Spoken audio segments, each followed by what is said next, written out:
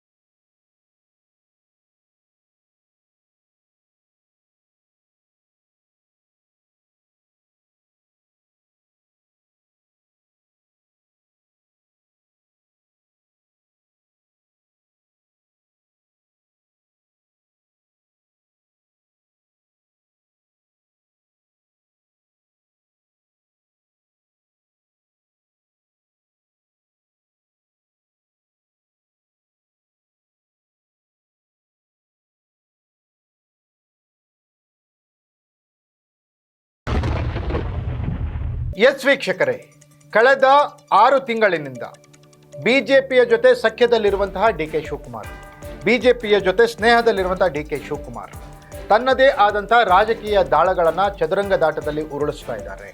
ಆದರೆ 5 ವರ್ಷ ತಾನೇ ಮುಖ್ಯಮಂತ್ರಿ ಆಗಿರ್ತೀನಿ ಅಂತ ಹೇಳ್ಕೊಂಡು ಬರ್ತಾ ಇದ್ದಂತೆ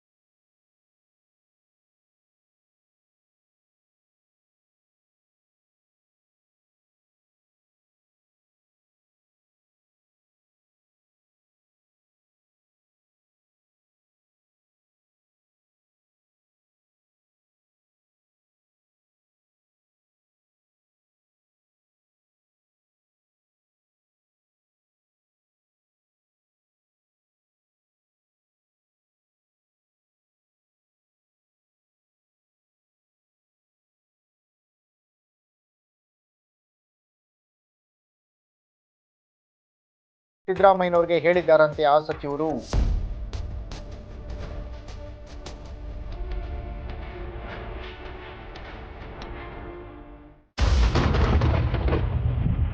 ಎಸ್ ವೀಕ್ಷಕರೇ, 92 ಜನ ಶಾಸಕರು ಡಿ ಕೆ ಶಿವಕುಮಾರ್ ಅವರು ಮುಖ್ಯಮಂತ್ರಿ ಆದರೆ ಕಾಂಗ್ರೆಸ್ ಬಿಡ್ಲಿಕ್ಕೆ ತಯಾರಾಗಿದ್ದಾರೆ. ಅವರಿಗೆ ಬೇಕಾಗಿರೋದು ಒಂದೇ ಒಂದು ಅಂಶ, ಅದೇನು ಅಂದರೆ ಸಿದ್ದರಾಮಯ್ಯನವರ ಗ್ರೀನ್ ಸಿಗ್ನಲ್. ಸಿದ್ದರಾಮಯ್ಯನವರು ಎಲ್ರಿಗೂ ಸಮಜಾಯಿಸಿ ಕೊಡ್ತಿದ್ದಾರಂತೆ, ತಿಳಿಸಿ ಹೇಳ್ತಾ ಇದ್ದಾರಂತೆ ಹೈಕಮಾಂಡ್ ಏನು ಹೇಳುತ್ತೆ ಅದನ್ನ ಮಾಡೋಣ ಅಂತ. ಆದರೆ ಇದ್ಯಾವುದಕ್ಕೂ ಒಪ್ಪದೇ ಇರುವಂತಹ ಶಾಸಕರು, ಅದರಲ್ಲಿ 20 ಜನ ತೀವ್ರ ವಾದವನ್ನು, ಅಂದರೆ ಯಾವುದೇ ಕಾರಣಕ್ಕೂ ನಿಲ್ಲಲ್ಲ ಅನ್ನುವಂಥ ವಾದವನ್ನು ಮುಂದಿಡ್ತಾ ಇದ್ದಾರಂತೆ. ಅದರ ನೇತೃತ್ವವನ್ನು ವಹಿಸಿರೋದು ಕೆ ಎನ್ ರಾಜಣ್ಣ ಅವರ ಜೊತೆಗಿದ್ದಾರೆ 20 ಜನ ಶಾಸಕರು. ಅವರು ಡಿ ಕೆ ಶಿವಕುಮಾರ್ ಮುಖ್ಯಮಂತ್ರಿ ಆದರೆ ಯಾವುದೇ ಕಾರಣಕ್ಕೂ ಕಾಂಗ್ರೆಸ್ಸಲ್ಲಿ ಇರಲ್ವಂತೆ. ಅವರು ಕೂಡ ಬಿಜೆಪಿಯ ಜೊತೆಗೆ ಈಗಾಗಲೇ ಮಾತುಕತೆ ನಡೆಸಿದ್ದಾರೆ. ಬಿಜೆಪಿ ಯಾವ ರೀತಿಯ 20 ಜನರಿಗೆ ಭರವಸೆಯನ್ನು ಕೊಡುತ್ತೆ, ಈ 20 ಶಾಸಕರ ಭವಿಷ್ಯದ ಬಗ್ಗೆ ಯಾವ ರೀತಿ ಪ್ಲಾನ್ ಹೇಳುತ್ತೆ ಅನ್ನೋದ್ರ ಮೇಲೆ ಆ 20 ಜನ ಬಿಜೆಪಿಗೆ ಸೇರಬೇಕೋ ಅಥವಾ ಬೇರೆ ದಾರಿ ನೋಡಬೇಕು ಅಂತ ಕಾಯ್ತಾ ಇದ್ದಾರಂತೆ.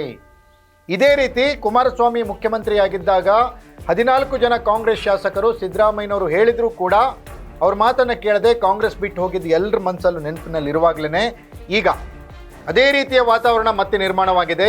ಡಿ ಕೆ ಶಿವಕುಮಾರ್ ಮುಖ್ಯಮಂತ್ರಿ ಆದರೆ ರಾಜೀನಾಮೆ ಕೊಡಲಿಕ್ಕೆ ಶಾಸಕರು ತಯಾರಾಗಿದ್ದಾರಂತೆ. ಹಾಗಾದರೆ ಈ ಅಧಿಕಾರ ಹಸ್ತಾಂತರ ಅನ್ನುವ ವಿಚಾರ ತಾತ್ವಿಕವಾಗಿ ಲಾಜಿಕಲಿ ಯಾವಾಗ ಹತ್ರ ಬರುತ್ತೋ